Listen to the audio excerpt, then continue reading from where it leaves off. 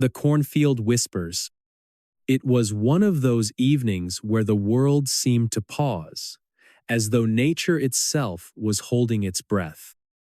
The cornfields stretched endlessly an ocean of golden stalks swaying gently under a sky painted with the colors of dusk. The air carried the faint scent of earth and drying leaves, mingling with the distant hum of crickets beginning their nightly symphony. In this quiet corner of the countryside, life moved at a slower pace, untouched by the chaos of cities and modernity. But on this particular evening, something unusual stirred within the fields, something that would leave an indelible mark on everyone who dared to listen. Before we begin, tell me, where are you listening from, and what time is it there? It began with a woman named Emilia, woman who had spent her entire life surrounded by these sprawling acres of corn. She knew the land like the back of her hand, every row, every bend, every hidden corner. But even familiarity couldn't prepare her for what she would encounter that night. Emily had been out late, tending to some final chores before heading back to the farmhouse. The sun had dipped below the horizon, casting long shadows across the fields, and the first stars were just beginning to peek through the darkening veil above. As she walked along the edge of the property, her boots crunching softly against the dry soil, she heard Ida sound so faint at first that she thought it might be her imagination. A whisper, almost imperceptible, carried by the breeze. At first, she dismissed it, chalking it up to the rustling of leaves or the creaking of wooden fences in the distance. But then it came again louder this time, unmistakable, voices. They were coming from deep within the cornfield. Emily froze. Her heart pounded in her chest. The voices weren't loud, but they were clear enough to send a shiver down her spine. They spoke in hushed tones, overlapping one another in a chaotic jumble of words she couldn't quite make out. There was no mistaking it. They were human voices, yet they sounded strange, distorted as if filtered through layers of static. She glanced around, searching for any sign of movement, but the field stood silent and still, save for the gentle sway of the cornstalks. Curiosity battled with fear inside her. Part of her wanted to turn and run to retreat to the safety of the farmhouse and pretend she hadn't heard anything. But another part, the part that had grown up exploring these fields, knowing every inch of them, refused to let her ignore it. Gathering her courage, she stepped into the cornfield, pushing aside the tall stalks as she ventured deeper into the labyrinth of green and gold. The further she went, the more pronounced the voices became. They weren't calling out to her, nor did they seem aware of her presence. Instead, they whispered among themselves, fragments of sentences floating through the air. "Don't look too late, they're watching." The words sent a chill racing down her spine. Each one was more unsettling than the last. She tried to focus, to piece together what they were saying, but the voices shifted and changed, slipping away like smoke before she could grasp their meaning. And then, abruptly, they stopped. The silence that followed was deafening, pressing down on her like a weight. Her breath caught in her throat as she scanned the area, her eyes straining to pierce the growing darkness. That's when she saw Ita's figure standing amidst the stalks, partially obscured by the shadows. It was humanoid in shape, but something about it was wrong. Its posture was unnaturally stiff, its head tilted at an angle that made her stomach churn. "Who's there?" she called out, her voice trembling. There was no response. The figure remained motionless, as if carved from stone. Emily took a cautious step forward, her pulse hammering in her ears. Just as she was about to call out again, the figure turned and vanished into the corn, not walking, not running, but vanishing as though it had never been there at all. Panic surged through her veins, and she stumbled backward, nearly tripping over her own feet in her haste to retreat. She didn't stop until she reached the edge of the field, gasping for air as she leaned against the fence. Her mind raced, trying to make sense of what she had just witnessed. Was it a prank? Some kind of elaborate hoax? Or was it something else entirely? When she finally mustered the strength to tell her family about the incident, they listened with a mixture of skepticism and unease. Her father, a grizzled man with hands calloused from years of labor, dismissed it as nothing more than her imagination playing tricks on her. "You've been working too hard," he said gruffly. "Get some rest and you'll feel better in the morning." But her younger brother, Jake, wasn't so quick to brush it off.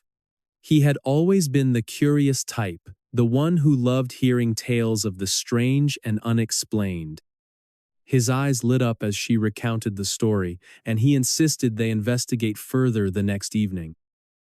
Armed with flashlights and a sense of determination, Emily and Jake ventured back into the cornfield. The atmosphere felt different this time, heavier, charged with an almost electric tension.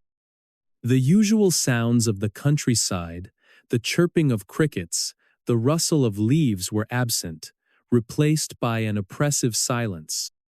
As they moved deeper into the field, the whispers returned, faint at first, but growing louder with each step.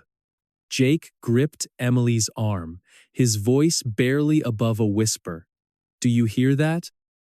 She nodded, unable to speak. The voices were clearer now, more insistent, as if urging them forward. Against her better judgment, Emily led the way, following the sound deeper into the heart of the cornfield. What they found there defied explanation. In a small clearing surrounded by towering stalks, stood a circle of stones arranged in a crude pattern. The ground within the circle was scorched black, as though it had been burned, though there was no smell of smoke or ash. Etched into the largest stone was a single word, carved deeply into the surface. "Listen." Before either of them could react, the voices erupted into a cacophony of sound overwhelming and disorienting. Emily and Jake clutched each other, their flashlights flickering wildly as the world around them seemed to warp and twist. Shadows danced at the edges of their vision, fleeting glimpses of figures moving just beyond the light. Then, as suddenly as it had begun, the noise ceased, leaving them alone once more. Shaken, but alive, they fled the field, vowing never to return. But the experience left its mark on them, lingering in their thoughts long after the initial shock had faded. The whispers followed them, faint echoes that crept into their dreams and haunted their waking hours. No matter how far they ran, the voices in the cornfield refused to let them go. Years passed, and the story of the mysterious voices spread throughout the community, whispered in hushed tones over kitchen tables and campfires. Some claimed to have seen strange lights hovering above the fields at night, while others reported hearing disembodied cries carried on the wind. The cornfield became a place of legend, avoided by most and feared by all. Yet, despite the warnings, people continued to venture into the field, drawn by morbid curiosity or a desire to uncover the truth. None ever returned unchanged, their faces pale and haunted, their eyes hollow with secrets they refused to share. The voices, it seemed, had a way of finding those who sought them out, pulling them into their web of mystery and madness. And so the legend lives on a chilling reminder of the unknown forces that lurk just beyond the edge of our understanding. The cornfield remains silent and watchful, waiting for its next visitor to heed the call of the voices within. The vanishing of hiker Jane.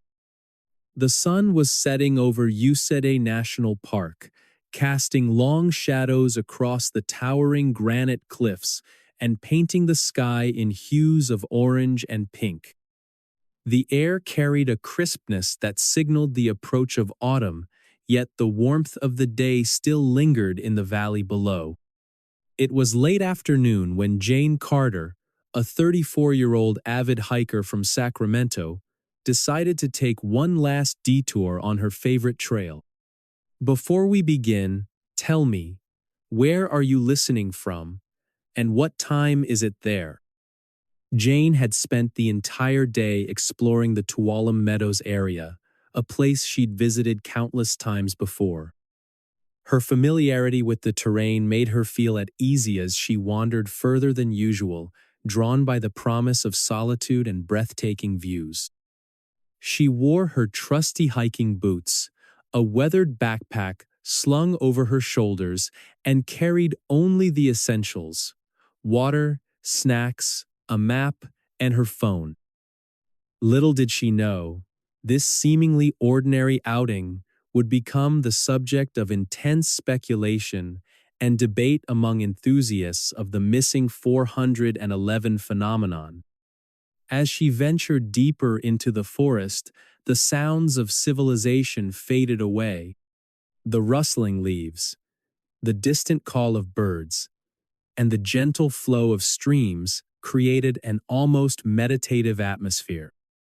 Jane paused occasionally to snap photos with her camera, capturing the beauty of the landscape around her. Time seemed to slip away unnoticed us. She became fully immersed in nature's splendor. It was around 5:30 p.m. when Jane reached a particularly scenic overlook near Cloud's Rest. The view stretched endlessly before her a panorama of jagged peaks, lush valleys, and shimmering lakes.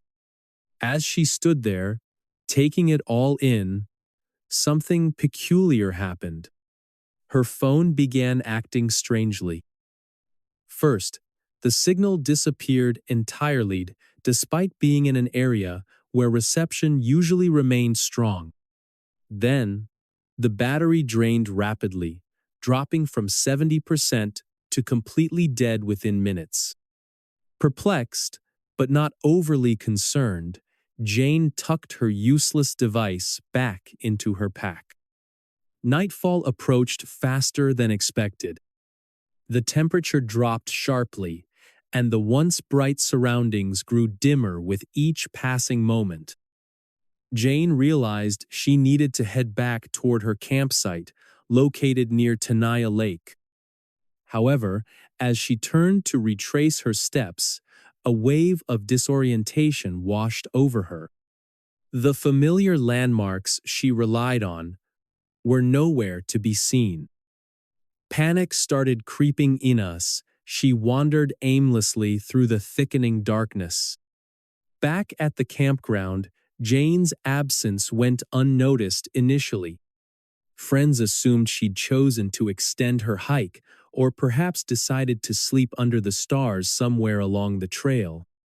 But as hours passed without any sign of her return, concern mounted. By morning, search parties were organized, consisting of park rangers, volunteers, and specially trained dogs. They combed through every inch of the area where Jane was last known to have been. Days turned into weeks. Despite extensive efforts, including aerial searches, ground teams, and even psychic mediums brought in by desperate family members, no trace of Jane Carter emerged. What made her case even more baffling was the complete lack of evidence suggesting foul play or accident. There were no signs of struggle, no abandoned belongings, nothing indicating distress. It was as if she had simply vanished into thin air. Word about Jane's disappearance spread quickly throughout the hiking community and beyond. People familiar with the missing 411 theory couldn't help but draw parallels between her case and others documented across North America. In these mysterious incidents, individuals, often children or young adults, inexplicably go missing in national parks and wilderness areas. Common threads include strange behavior prior to vanishing, equipment malfunctions, sudden changes in weather conditions, and unexplained electromagnetic anomalies. Meanwhile, Jane's loved ones struggled to come to terms with what had happened. Her younger brother, Michaela, software engineer living in San Francisco, threw himself into researching similar cases.